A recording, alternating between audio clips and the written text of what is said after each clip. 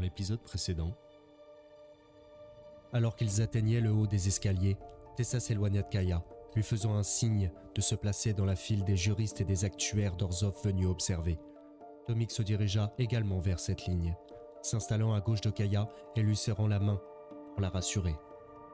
Elle lui adressa un bref sourire et manqua ainsi le moment où Tessa s'approcha de la balustrade du balcon, lançant un enchantement discret qui amplifierait chaque mot qu'elle prononcerait jusqu'à remplir toute la cour. « Citoyens de Ravnica, bienvenue au manoir Karlov. »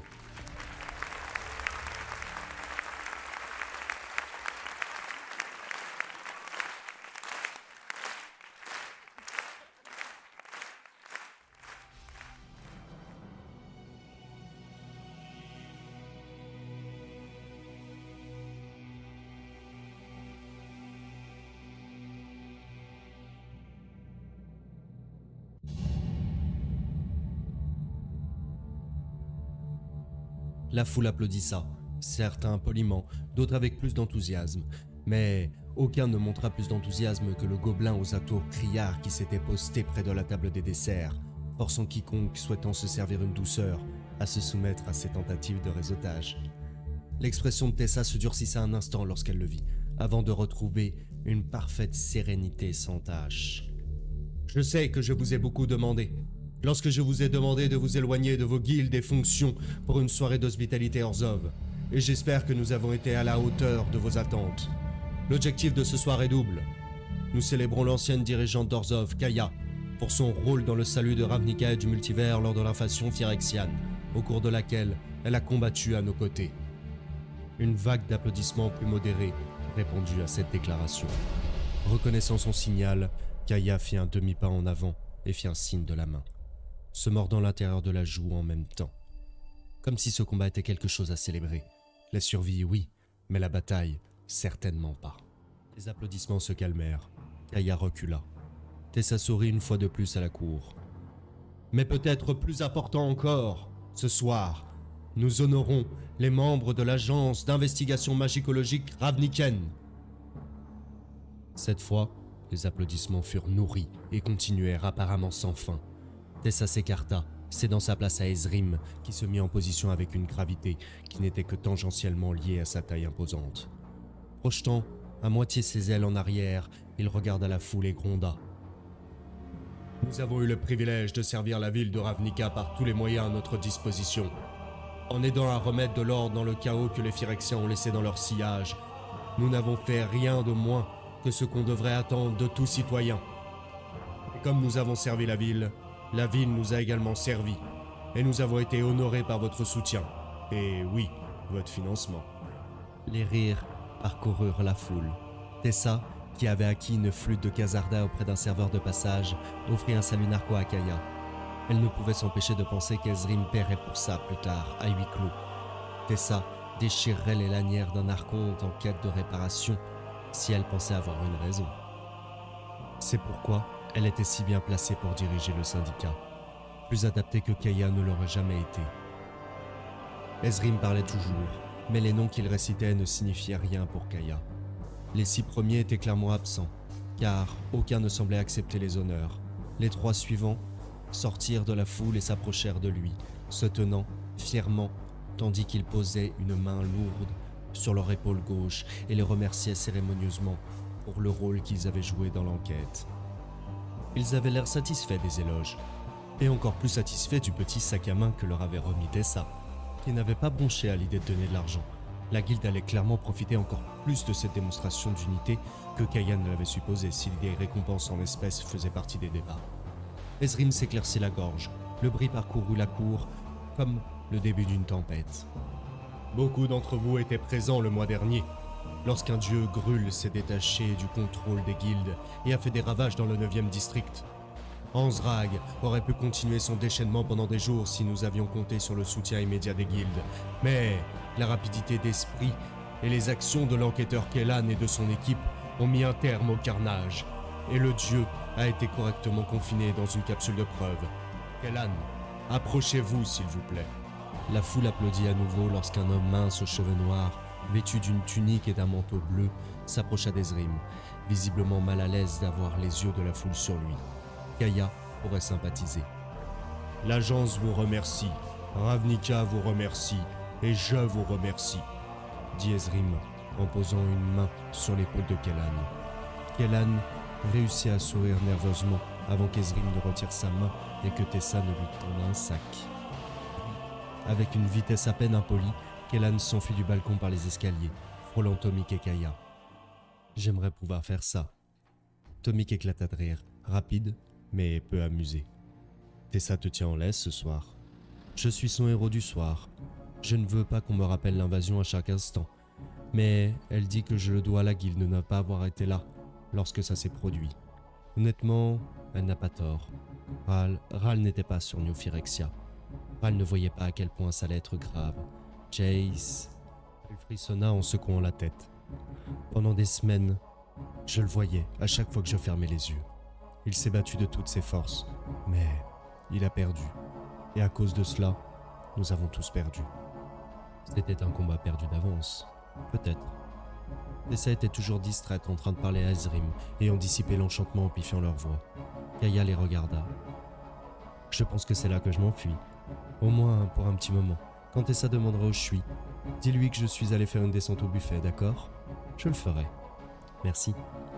Elle tourna alors les talons et se glissa dans une brèche naturelle que formait la foule. À mi-chemin des escaliers, elle croisa Kellan, souriant maintenant avec incertitude à Zegana et Vannifar, alors qu'il le fixait avec des yeux beaucoup trop perçants, prenant sa mesure. Ils avaient l'air énervés et mécontents, comme s'il avait interrompu quelque chose en s'approchant trop d'eux. Kaya savait que les deux hommes étaient en mauvais termes depuis que Vannifar avait renversé son prédécesseur. Les voir ici ensemble était étrange.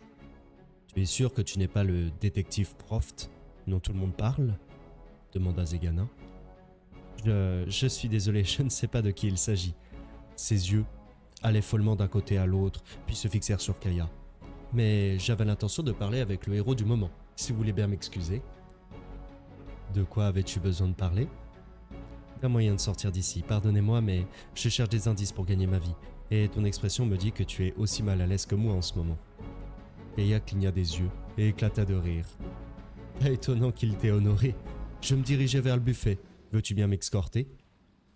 Kellan lui prit le bras avec soulagement, et le couple descendit au niveau du rez-de-chaussée, où, d'une manière ou d'une autre, Tessa attendait, à côté du buffet, son attention fixée sur le gobelin aux vêtements criards, aussi intensément qu'un chat pourrait fixer un oiseau.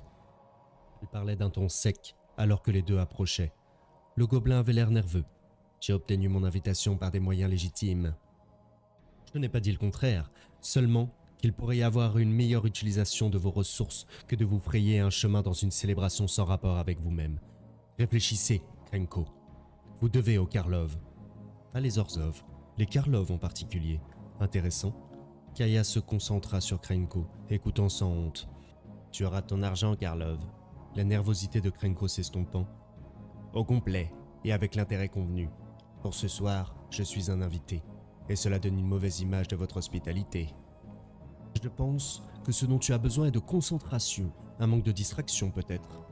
Tessa aurait pu en dire plus, mais un chahut éclata au-dessus d'eux, attirant l'attention de tous. Sur le balcon, Ezrim regardait impassible 3 membres de la sécurité de Tessa emmener un centaure criant et habillé aux couleurs du clan Grul. Le centaure était visiblement enragé, luttant pour se libérer. « D'aucun droit !» a-t-il hurlé. « Anzrag est notre responsabilité, notre dieu, il faut qu'il nous soit rendu. Il n'agit que selon sa nature. » Kaya se détourna de la scène, se concentrant alors sur Kellan en détresse. Rien ne change jamais, n'est-ce pas? S'habiller d'un nouvel habit, d'une nouvelle couche, pour se déclarer changé, mais sous la surface, l'être reste identique à lui-même. Je ne comprends pas très bien, j'en suis désolé. Elle secoua la tête avec un petit rire amer. C'est bon, je réalise juste que tout ce qui change vraiment, ce sont les visages que tu ne vois plus, les gens qui te quittent. Tu veux dire Yarus? Il essaie de libérer son dieu depuis que nous l'avons détenu. Nous avons essayé de lui expliquer que nous relâcherions Anzrag à Azorius une fois que nous aurions terminé l'enquête. Mais il n'en tient pas compte. Sur le balcon, les cris de Yarus avaient été remplacés par le silence. Kaya se tourna pour le voir se faire traîner vers les portes, combattant toujours ses ravisseurs, mais il n'hurlait plus. Au lieu de cela, il lança un regard meurtrier à Ezrim, sans jamais quitter les yeux de l'archcomte. Aurélia s'approcha du buffet, les ailes à moitié déployées, et Kaya eut le temps de réfléchir amèrement à la façon dont toutes les personnes qu'elle voulait le plus éviter semblaient la suivre, avant qu'Aurélia ne se dirige vers Tessa, disant d'un ton tranchant « L'enquête devrait être aux mains des Boros. Nous savons comment maintenir la paix sans provoquer de troubles au sein des guildes. » Qu'elle en émit un son qui aurait pu être interprété comme une moquerie. Aurélia se tourna vers lui, les ailes déployées plus largement tandis que Tessa s'apprêtait à intervenir. Kaya vit sa chance. Elle contourna le buffet et passa de l'autre côté de la porte, croisant des serveurs avec des plateaux lorsqu'elle s'enfuyait vers un escalier à moitié dissimulé derrière une colonne de marbre. Ce n'est que lorsqu'elle atteignit le haut des escaliers sans que personne ne l'arrête qu'elle fit une pause. Prit sa première respiration, sans retenue depuis le début de la fête, et se demanda « Où est-ce que je vais comme ça ?» Il faut retourner au balcon où elle se trouvait avec Tessa, au-dessus de tout ce chaos et de tout ce bruit, où elle pourrait réfléchir. Accélérant son allure, elle revint sur ses pas, ne s'arrêtant que pour soudoyer les gardes à la porte et sortit dans l'air du soir. Le ciel était magnifique, même si les feux d'artifice en cours bloquaient les étoiles. Elle aurait aimé les admirer. Elle avait toujours aimé la voûte ravnicaine. Elle s'appuya contre le mur, fermant les yeux. Elle pourrait partir, ce serait si facile. Contrairement à certaines personnes qui lui étaient chères, son spark était toujours aussi brillant que jamais et traverserait les éternités aveugles pour la transporter partout où elle voudrait aller. Elle pouvait retourner en Caldain, voir comment Tivar s'adaptait à ses nouvelles limites, ou se diriger vers Dominaria ou Innistrad ou Alara. Il n'y avait pas de limite. Elle n'était pas obligée de rester ici. Elle sentit qu'elle commençait à voir ce désir devenir réalité, mais se stoppa, ouvrant les yeux et enfonçant ses talons dans le balcon. Tessa pouvait faire valoir son point de vue de la pire des manières possibles. Cependant, cela ne l'empêchait pas d'avoir également raison. Lorsque Ravnica avait le plus besoin d'elle, Kaya s'était laissée emporter par sa propre idée de ce qui comptait. Si elle était restée, elle aurait peut-être pu faire des Orzhov une force du bien. Si elle avait refusé son poste dans l'équipe d'intervention pour que quelqu'un d'autre puisse le prendre, peut-être qu'ils auraient réussi. Il n'y avait aucun moyen de le savoir. Mais si elle était restée ici, elle aurait peut-être pu tout changer. Kaya s'approcha du bord du balcon, posant ses mains sur la balustrade et baissa les yeux. La conversation autour du buffet avait dégénéré en agitant bras et ailes et en élevant la voix, mais Tessa n'était plus là-bas. Judith non plus. Peu importe la façon dont elle scrutait la foule, le rouge et le noir accrocheur de la femme lui échappaient.